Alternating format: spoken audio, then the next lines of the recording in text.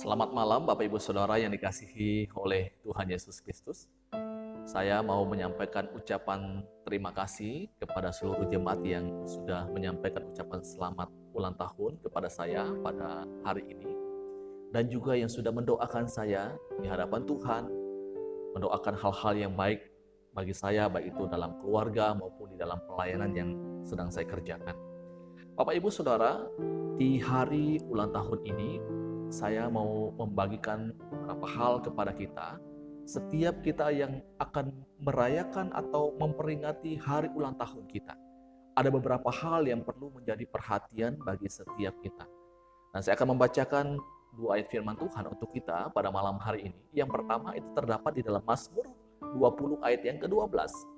Ajarlah kami menghitung hari-hari kami sedemikian, hingga kami beroleh hati bijaksana. Kemudian di dalam Efesus pasal 5 ayat yang ke-16.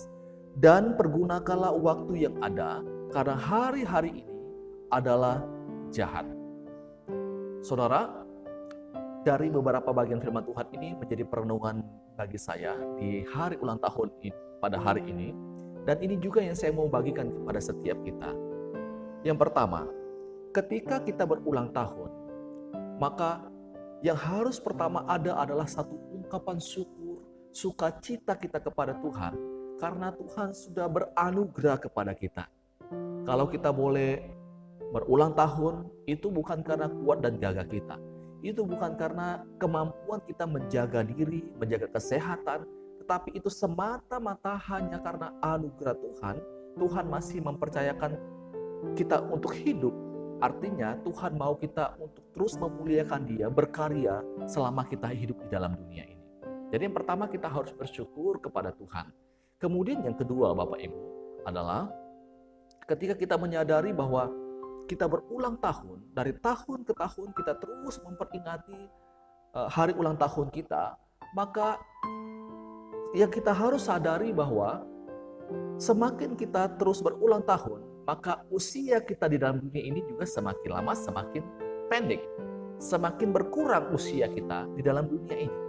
Nah, ketika usia kita semakin berkurang di dalam dunia ini, seharusnya ini bukan membuat kita merasa sedih, tetapi seharusnya ini adalah menimbulkan satu ungkapan syukur kita kepada Tuhan, sukacita kita kepada Tuhan, karena artinya ketika usia kita semakin lama semakin sedikit di dalam dunia ini, membuat kita semakin dekat dengan Sang Juru Selamat, bukan?